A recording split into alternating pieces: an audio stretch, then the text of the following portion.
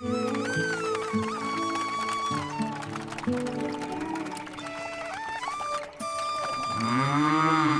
कहानी के पीछे एक राज होता है। सोनापुर गांव के आखिरी छोर पर, जहां कच्चे रास्ते खत्म हो जाते थे और जंगल शुरू होता था, वहीं एक छोटी सी टूटी फूटी झोपड़ी थी। उस झोपड़ी में रहती थी एक गरीब लड़की, गौरी। गांव वाले उसे अनाथ कहकर बुलाते थे। कोई उससे ज्यादा बात नहीं करता था। किसी को उसकी तकलीफ दिखाई नहीं देती थी। हर सुबह सूरज निकलने से पहले गौरी उठ जाती। वो झोपड़ी साफ करती और फिर दीवार पर टंगी अपनी माँ की पुरानी तस्वीर के सामने बैठ जाती। माँ, देखो ना, फिर एक नया दिन आ गया। लोग कहते हैं हर सुबह अपने साथ खुशियाँ लेकर आती है, लेकिन मेरी जिंदगी में तो हर दिन बस काम ढूंढने और भूख से लड़ने में निकल जाता है। कभी कभी बहुत डर लगता है माँ। ऐसा लगता है जैसे इस दुनिया में मेरा कोई अपना ही नहीं बचा। गौरी अपनी आंखें पोंछती और काम की तलाश में गांव की तरफ निकल जाती। काकी, अगर कोई छोटा मोटा काम हो तो बता दो। मैं बर्तन भी मांज दूंगी, आंगन भी साफ कर दूंगी। बदले में थोड़ा सा आटा दे देना, कल रात से कुछ खाया नहीं है। लेकिन सामने से हमेशा वही जवाब मिलता। अरे गौरी, तू रोज रोज यहाँ चली आती है। जा आगे जा, हमारे पास तेरे लिए कोई काम नहीं है। गौरी चुपचाप वहाँ से चली जाती। पूरा दिन गांव में इधर उधर काम ढूंढने के बाद गौरी को सिर्फ 2 सूखी रोटियां मिली। थकी हुई गौरी गांव के बाहर एक बड़े पेड़ के नीचे बैठ गई। उसने धीरे से अपने झोले से रोटियां निकाली और उदास आंखों से उन्हें देखने लगी। हे भगवान, क्या मेरी जिंदगी हमेशा ऐसी ही रहेगी? मैं किसी से मुफ्त में कुछ नहीं मांगती, बस इतना चाहती हूँ कि मेहनत करके 2 वक्त की रोटी खा सकूं। लेकिन गांव वाले मुझे ऐसे देखते हैं जैसे मैं कोई बोझ हूँ। कभी कभी तो लगता है माँ के जाने के बाद मेरा इस दुनिया में कोई अपना बचा ही नहीं। गौरी कुछ देर वहीं बैठी रही, फिर धीरे धीरे उठी और अपनी झोपड़ी की तरफ चलने लगी। रास्ते में अचानक उसे पास की झाड़ियों से किसी जानवर की हल्की सी दर्द भरी आवाज सुनाई दी। गौरी रुक गई। ये कैसी आवाज थी? लगता है कोई बहुत तकलीफ में है। अगर सच में कोई घायल है तो उसे ऐसे अकेला छोड़ना ठीक नहीं होगा। वो धीरे धीरे झाड़ियों के पास गई और पत्ते हटाकर देखने लगी। तभी उसकी नजर एक सफेद गाय पर पड़ी। गाय जमीन पर बैठी थी और उसके पैर में चोट लगी हुई थी। गौरी तुरंत उसके पास बैठ गई। अरे, तुम्हें तो काफी चोट लगी है। पता नहीं तुम यहाँ कब से अकेली बैठी हो। बहुत दर्द हो रहा है ना?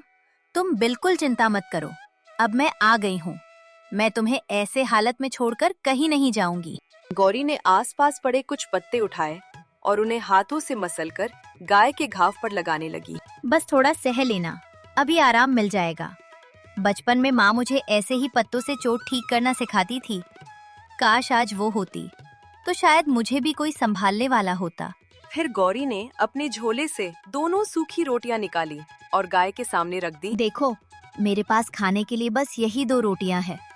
पूरा दिन घूमने के बाद इतनी ही मिली है, लेकिन तुम मुझसे ज्यादा भूखी लग रही हो। मैं तो जैसे तैसे पानी पीकर रात निकाल लूंगी, पर तुम्हें ताकत की जरूरत है। तुम ये खा लो। गाय ने रोटी खाने के बजाय धीरे से अपना सिर गौरी के कंधे पर रख दिया। गौरी कुछ पल बिल्कुल चुप रह गई, फिर उसकी आंखें भर आईं। पता है, बहुत सालों बाद किसी अपने जैसा एहसास हुआ है। जब माँ जिंदा थी ना, तो वो भी ऐसे ही प्यार से मेरे सिर पर हाथ रखती थी। आज पहली बार लग रहा है कि शायद भगवान ने मुझे बिल्कुल अकेला नहीं छोड़ा। अब तुम चिंता मत करो, चाहे मेरा घर छोटा हो, चाहे वहाँ खाने को ज्यादा कुछ न हो, लेकिन मैं तुम्हें अपने साथ रखूंगी। कम से कम वहाँ तुम्हें कोई मार कर या भगा कर तो नहीं ले जाएगा। इसके बाद गौरी धीरे धीरे गाय को सहारा देकर अपनी झोपड़ी की तरफ ले जाने लगी।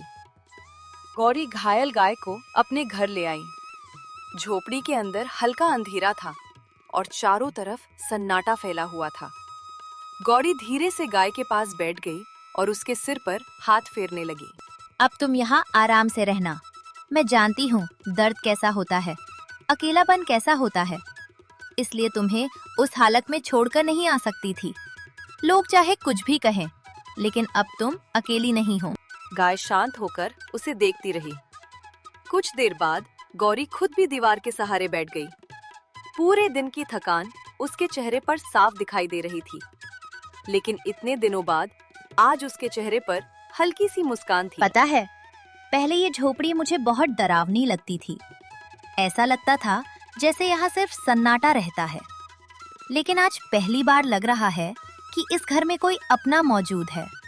शायद भगवान ने मेरी सुन ली। तभी बाहर से किसी के खांसने की आवाज आई। गौरी जल्दी से बाहर निकली। सामने गांव की बूढ़ी जमुना दादी खड़ी थी। अरे गौरी, सुना है तू जंगल से गाय उठा लाई है। पूरा गांव इसी बात की चर्चा कर रहा है। दादी, वो बहुत घायल थी। अगर मैं उसे वहाँ छोड़ देती ना तो शायद बचती नहीं। लेकिन बेटी, तू खुद इतनी गरीब है, उसका ध्यान कैसे रखेगी? गरीब हूँ दादी, लेकिन दिल से मजबूर नहीं हूँ। जब मैंने उसकी आंखों में दर्द देखा ना, तो लगा जैसे भगवान मुझे परख रहे हों। अगर मैं उसे छोड़ देती तो शायद जिंदगी भर खुद की नजरों में गिर जाती। तेरा दिल बहुत साफ है गौरी। भगवान ऐसे लोगों का साथ कभी नहीं छोड़ता। रात धीरे धीरे बीत गई। अगली सुबह जब गौरी उठी तो उसने देखा गाय अब पहले से थोड़ी ठीक लग रही थी। गौरी के चेहरे पर खुशी आ गई। सच में तुम जल्दी ठीक हो रही हो। पता नहीं क्यों, लेकिन तुम्हें देखकर मुझे भी हिम्मत मिलने लगी है। ऐसा लगता है जैसे मेरी सूनी जिंदगी में फिर से उम्मीद लौट रही है। उसी समय गौरी की नजर गाय पर पड़ी और वो हैरान रह गई। गाय के थनों से दूध निकल रहा था। गौरी कुछ पल चुपचाप उसे देखती रही। ये कैसे हो सकता है? कल तक तुम इतनी कमजोर थी और आज? उसकी आंखों में हैरानी और खुशी दोनों थीं। तभी उसे गांव का बीमार बच्चा याद आया, जो कई दिनों से बुखार में पड़ा था। गौरी ने धीरे से गाय की तरफ देखा और बोली, अगर ये दूध सच में किसी की जान बचा सके ना, तो शायद भगवान ने तुम्हें किसी खास वजह से मेरे घर भेजा है। गौरी कुछ देर तक चुपचाप गाय को देखती रही। उसके मन में बार बार वही बात घूम रही थी। अगर ये दूध सच में किसी बीमार इंसान के काम आ जाए, तो शायद किसी की जिंदगी बच सकती है। उसने जल्दी से एक छोटी कटोरी में थोड़ा दूध निकाला और गांव की तरफ चल पड़ी। गांव में पहुंचते ही वो सीधे उस बच्चे के घर गई, जो कई दिनों से बुखार में पड़ा था। बच्चे की माँ उसके सिरहाने बैठकर रो रही थी। गौरी धीरे से बोली, काकी, ये दूध मेरी गाय का है। आप इसे बच्चे को पिला दीजिए। भगवान चाहेंगे तो उसे आराम मिल जाएगा। बेटी, तू खुद इतनी गरीब है, फिर भी दूसरों के लिए सोच रही है। गरीबी दिल की नहीं होनी चाहिए काकी। दुख क्या होता है, ये मुझसे बेहतर कौन समझेगा। औरत ने बच्चे को दूध पिलाया। कुछ देर बाद बच्चे का बुखार धीरे धीरे कम होने लगा। उसके चेहरे पर हल्की हरकत दिखाई दी। बच्चे की माँ की आंखों से आंसू निकल पड़े। गौरी, लगता है भगवान ने तुझे हमारे लिए भेजा है। अगली सुबह जमुना दादी कुछ रोटियां और थोड़ा चारा लेकर उसकी झोपड़ी पहुंची। ले बेटी, ये तेरे और गाय के लिए लाई हूँ। कल तक हम तुझे समझ नहीं पाए थे। दादी, मैंने तो बस वही किया जो इंसानियत कहती है। धीरे धीरे गांव के बाकी लोग भी उसकी मदद करने लगे। कोई आटा दे जाता, कोई चारा, तो कोई गाय के लिए पानी भर देता। अब वो छोटी सी झोपड़ी पहले जैसी सूनी नहीं रही थी। वहां लोगों का आना जाना शुरू हो गया था। एक शाम गौरी गाय के पास बैठी मुस्कुरा रही थी। उसने प्यार से गाय के सिर पर हाथ फेरा और धीमे स्वर में बोली, जब पूरी दुनिया ने मुझे अकेला छोड़ दिया था ना, तब तुम मेरे जीवन में आई। शायद सच में भगवान किसी न किसी रूप में अपने लोगों का साथ जरूर भेजता है। गाय ने धीरे से अपना सिर गौरी के कंधे पर रख दिया और उस दिन पहली बार गौरी को महसूस हुआ कि उसका छोटा सा टूटा घर अब सच में एक परिवार बन चुका है। एक छोटा सा गांव था। वहां रहता था रमेश, एक सीधा साधा और मेहनती आदमी। उसकी शादी हुई थी सीमा से, जो देखने में तो बहुत भोली लगती थी, लेकिन असल में बेहद चालाक थी। रमेश अपनी पत्नी से बहुत प्यार करता था, इतना कि उसने कभी उसके किसी भी फैसले पर शक तक नहीं किया। सुनिए जी, आप दिन रात मेहनत करते हो, लेकिन पैसे फिर भी कम पड़ जाते हैं। अगर आप चाहो तो मैं घर संभालने के साथ साथ थोड़ा हिसाब भी देखने लगूं। अरे सीमा, तुम जो कहोगी वही सही है। मुझे तो इन सब बातों की समझ ही नहीं है। अगर तुम संभाल लोगी तो मुझे बहुत सुकून मिलेगा। बस यही वो पल था जहां से रमेश की जिंदगी धीरे धीरे बदलने वाली थी, क्योंकि अब घर का पूरा पैसा सीमा के हाथ में आ चुका था। कुछ दिन बाद, सुनिए, मैंने सोचा है कि हमें थोड़ा पैसा बचाना चाहिए, इसलिए अब से आप अपनी कमाई मुझे दे दिया करो, मैं अच्छे से संभाल लूंगी। ठीक है सीमा, मुझे तुम पर पूरा भरोसा है। तुम जैसा सही समझो वैसा ही करो। रमेश को क्या पता था कि जिस पर वो आंख बंद करके भरोसा कर रहा है, वही उसके भरोसे को सबसे पहले तोड़ने वाली है। उसी रात सीमा चुपचाप घर से बाहर निकली और किसी कोने में जाकर धीरे धीरे बात करने लगी। हाँ, अब सब कुछ मेरे कंट्रोल में है, बस थोड़ा वक्त और, फिर देखना कैसे खेल पलटता है। आखिर सीमा किससे बात कर रही थी और वो कौन सा खेल खेलने वाली थी जिससे रमेश की पूरी जिंदगी बदल जाएगी? जिस रात सीमा छुपकर बात कर रही थी, उसी रात से रमेश की किस्मत का खेल शुरू हो चुका था। लेकिन बेचारा रमेश अभी भी सब कुछ ठीक समझ रहा था। सीमा, ये लो आज की पूरी कमाई, तुम ही संभालो। मुझे अच्छा लगता है जब तुम घर की जिम्मेदारी उठाती हो। आप बिल्कुल चिंता मत करो, मैं हर पैसे का सही इस्तेमाल करूंगी। हमारी जिंदगी अब धीरे धीरे बदलने वाली है। सीमा की बातों में मिठास थी, लेकिन इरादों में कुछ और ही चल रहा था। कुछ हफ्तों बाद रमेश ने देखा कि घर में कोई बदलाव नहीं हो रहा, ना कोई बचत दिख रही थी, ना कोई सुधार। सीमा, मैंने इतने दिन से सारी कमाई तुम्हें दी, लेकिन हमारे हालात तो वैसे के वैसे ही हैं। ऐसा क्यों? आपको मुझ पर भरोसा नहीं है क्या? मैं इतना कुछ कर रही हूँ और आप मुझसे ही सवाल कर रहे हो? नहीं सीमा, मेरा वो मतलब नहीं था। मैं तो बस ऐसे ही पूछ रहा था। मुझे तुम पर पूरा भरोसा है। रमेश का यही भरोसा अब उसके लिए सबसे बड़ी कमजोरी बनता जा रहा था। उसी रात सीमा फिर से चुपके से घर से बाहर निकली। इस बार रमेश की नींद अचानक खुल गई और उसने सीमा को जाते हुए देख लिया। इतनी रात को सीमा कहाँ जा रही है? उसने तो कभी मुझे बताया भी नहीं। पहली बार रमेश के मन में शक ने जन्म लिया और उसने चुपचाप सीमा का पीछा करने का फैसला किया। अंधेरे में सीमा एक सुनसान जगह पर रुकी। वहां पहले से एक आदमी उसका इंतजार कर रहा था। मैंने कहा था ना, सब कुछ मेरे कंट्रोल में आ जाएगा। अब रमेश को कुछ भी पता नहीं चलेगा। बहुत बढ़िया सीमा, तुमने तो कमाल कर दिया। अब बस थोड़ा और पैसा इकट्ठा हो जाए, फिर हम यहाँ से हमेशा के लिए चले जाएंगे। ये सुनकर रमेश के पैरों तले जमीन खिसक गई। जिस पत्नी पर वो जान छिड़कता था, वही उसे धोखा दे रही थी। सीमा, तुम ऐसा कैसे कर सकती हो? मैंने तुम पर इतना भरोसा किया और तुमने। लेकिन अब सवाल ये था, क्या रमेश सच सामने लाएगा या चुपचाप सब सहता रहेगा? जिस सच को जानकर रमेश का दिल टूट चुका था, अब वही सच उसके सामने सबसे बड़ा फैसला बनकर खड़ा था। मैंने सीमा पर आंख बंद करके भरोसा किया और उसने मुझे ही अंधेरे में लग दिया। रमेश चाहता तो उसी वक्त सीमा का सामना कर सकता था, लेकिन उसने ठान लिया कि पहले वो पूरा सच जानकर ही कदम उठाएगा। अगले दिन सीमा बिल्कुल सामान्य तरीके से काम कर रही थी, जैसे कुछ हुआ ही ना हो। सुनिए जी, आज थोड़े पैसे और दे दीजिए। मैं सोच रही हूँ कि एक बड़ा काम शुरू करें जिससे हमें ज्यादा फायदा हो। ठीक है सीमा, अगर तुम्हें लगता है कि ये सही है तो मैं आज भी अपनी पूरी कमाई तुम्हें दे दूंगा। रमेश अब भोला नहीं रहा था। वो चुपचाप सीमा की हर चाल को समझने लगा था। कुछ दिन तक रमेश रोज सीमा पर नजर रखने लगा और धीरे धीरे उसे हर सच पता चलने लगा। सीमा हर रात उसी आदमी से मिलने जाती और रमेश की मेहनत की कमाई चुपके चुपके उसे दे देती। उसी रात वही सुनसान जगह सीमा और वो आदमी फिर मिले। बस कुछ ही दिन और, फिर हमारे पास इतना पैसा होगा कि हम कहीं दूर जाकर नई जिंदगी शुरू कर सके। और उस बेवकूफ रमेश को कुछ भी पता नहीं चलेगा। वो तो बस तुम्हारे इशारों पर चलता रहेगा। लेकिन इस बार कोई और भी वहां मौजूद था। बस अब एक शब्द भी मत कहना, मुझे सब कुछ पता चल चुका है सीमा। रमेश, आप यहाँ कैसे? आप मेरी बात सुनिए, आप गलत समझ रहे हैं। गलत?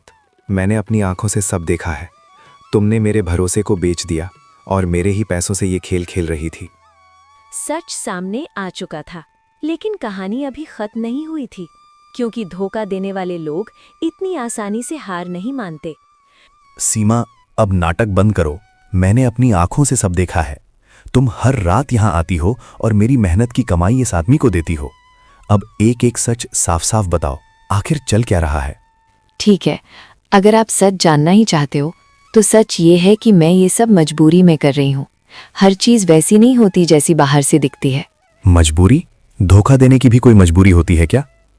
मैंने तुम्हें कभी किसी चीज की कमी नहीं होने दी, फिर भी तुमने मेरे भरोसे को इस तरह तोड़ दिया। रमेश, तू अभी भी समझ नहीं रहा है। ये दुनिया सीधी बातों से नहीं चलती। यहाँ चालाक लोग ही जीतते हैं। और तेरी पत्नी अब तेरे बस की बात नहीं रही।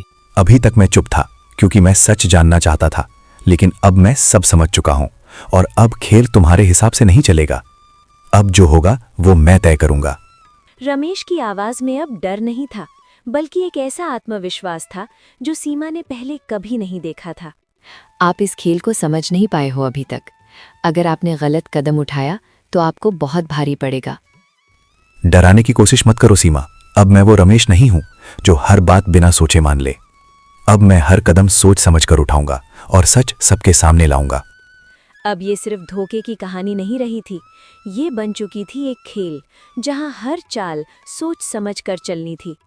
कुछ देर बाद रमेश चुपचाप वहां से चला गया, लेकिन इस बार हार कर नहीं, बल्कि एक नई योजना के साथ।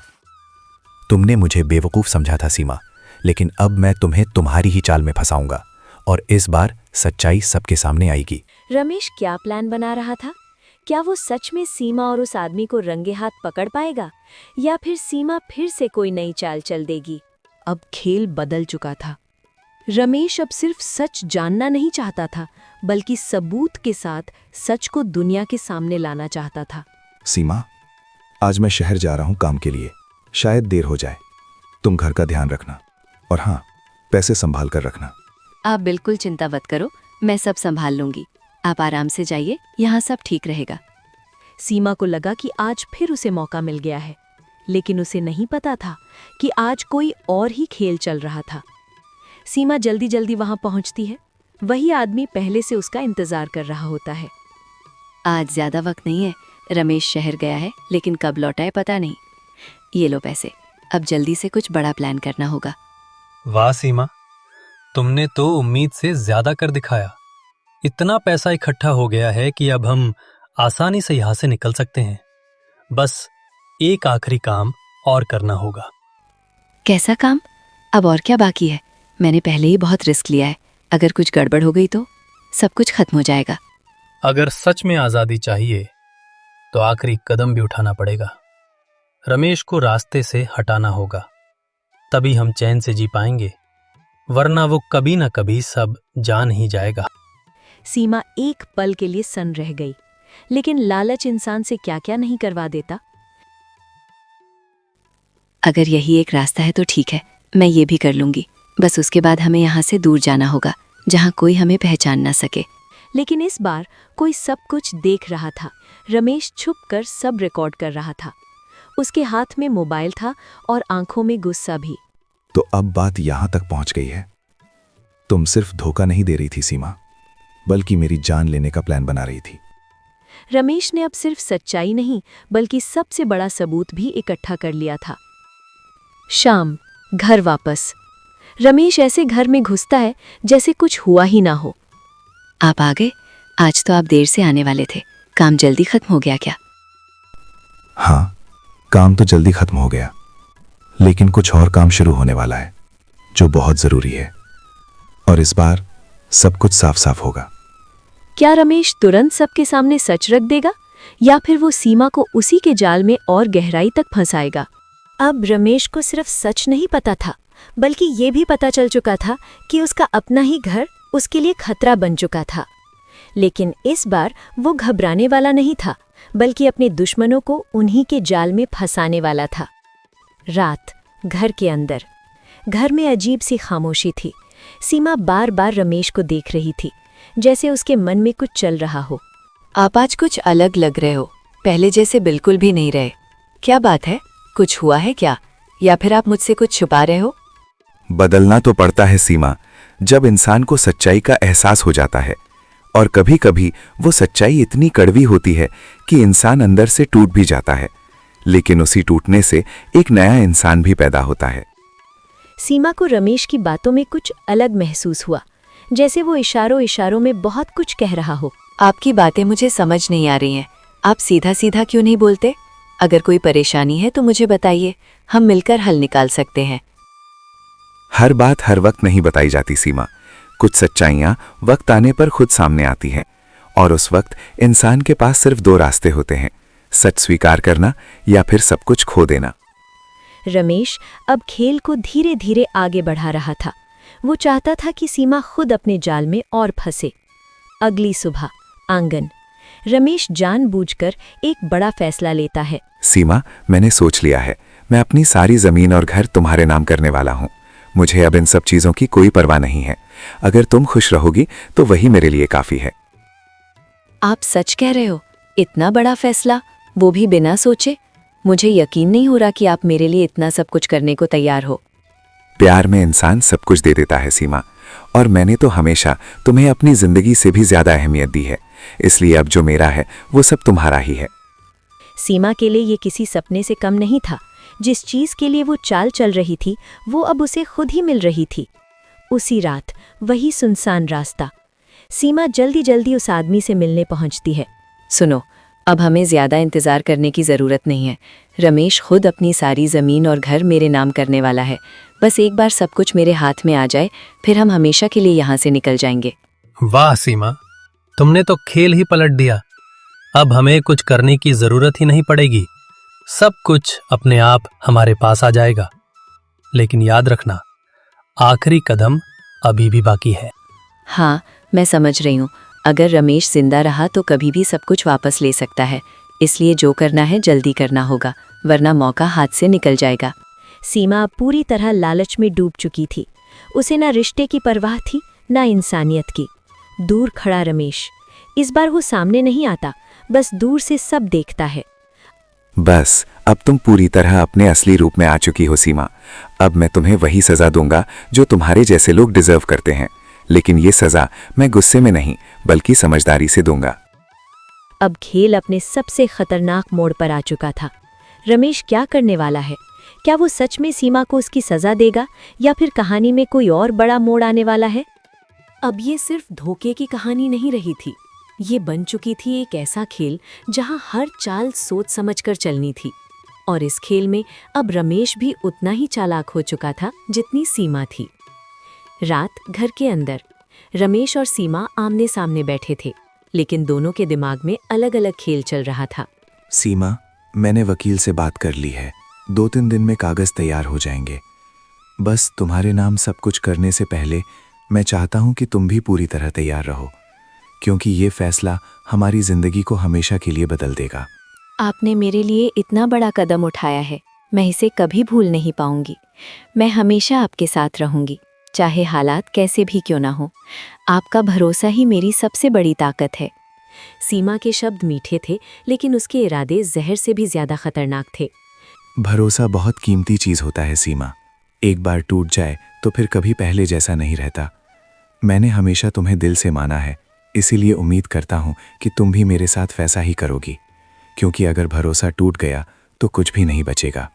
आप बेकार की बातें क्यों सोच रहे हो? ऐसा कुछ नहीं होगा। मैं आपके साथ हूँ और हमेशा रहूंगी। आप मुझ पर इतना शक क्यों कर रहे हो? आप देखना, सब कुछ पहले से भी बेहतर हो जाएगा। रमेश जानता था कि ये सब झूठ है, लेकिन वो चाहता था कि सीमा खुद अपनी चाल में और गहराई तक फंसे। अगला दिन घर के बाहर रमेश गांव के 2-3 बुजुर्गों से जानबूझकर जोर से बात करता है। मैंने फैसला कर लिया है, अब मेरी सारी जमीन और घर सीमा के नाम होंगे। वो ही अब इस घर की असली मालिक होगी। मैं बस उसके साथ रहूंगा।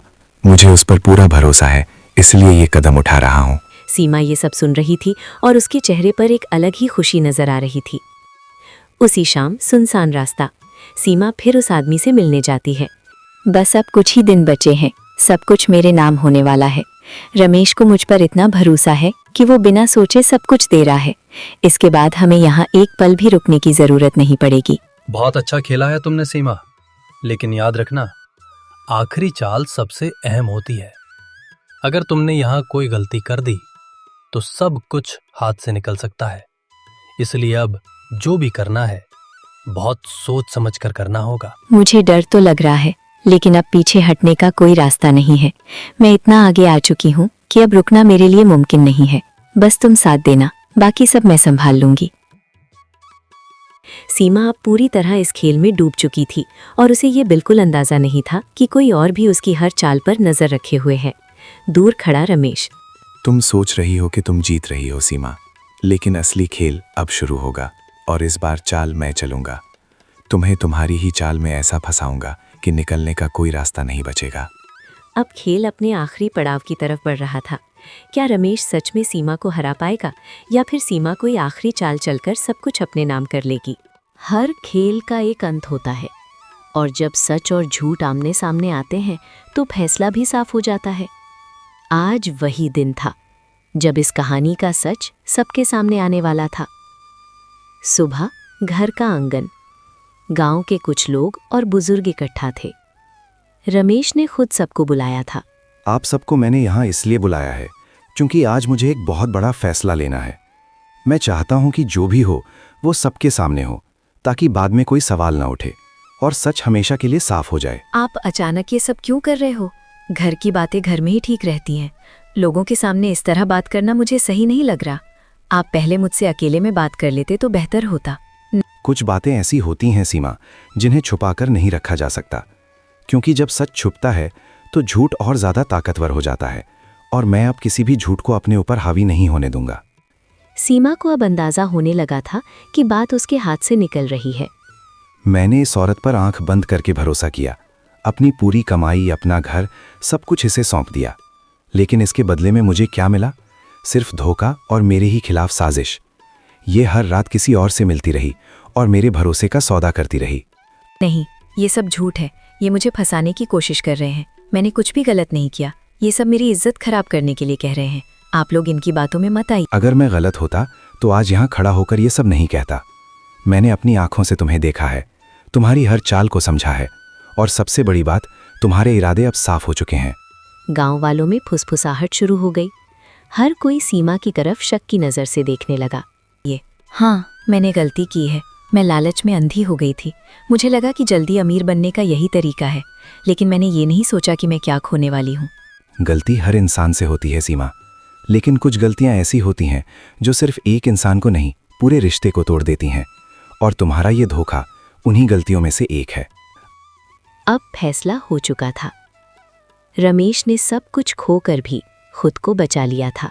आज से मेरा और तुम्हारा कोई रिश्ता नहीं है। मैं तुम्हें इस घर और अपनी जिंदगी से हमेशा के लिए निकाल रहा हूँ। अब तुम अपने फैसलों के साथ जीने के लिए आजाद हो। रमेश, मुझे माफ कर दो। एक मौका दे दो। मैं सब कुछ ठीक कर दूंगी। मैं बदल जाऊंगी। मुझे इस तरह अकेला मत छोड़ो। कुछ मौके ऐसे होते हैं जो एक बार ही मिलते हैं, और जब वो खो जाते हैं तो फिर सिर्फ पछतावा ही बचता है। अब तुम्हारे लिए मेरे दिल में कुछ भी नहीं बचा।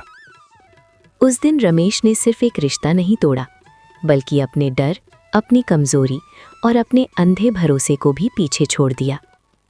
और यही सच्चाई है कि भरोसा सोच समझकर करना चाहिए, क्योंकि गलत इंसान पर किया गया भरोसा जिंदगी बदल देता है। हेलो दोस्तों, मैं उम्मीद करती हूँ कि आपको ये कहानी बहुत अच्छी लगी होगी। यदि ये कहानी अच्छी लगी तो वीडियो को लाइक करें, साथ ही चैनल को सब्सक्राइब करें। बेल आइकन के नोटिफिकेशन को ऑल पर जरूर कर दें। इससे हर वीडियो की नोटिफिकेशन आप तक पहुंच जाएगी। आप मेरी कहानी को जल्द देख पाएंगे। तो मिलते हैं नेक्स्ट वीडियो में। Thanks for watching. Bye bye.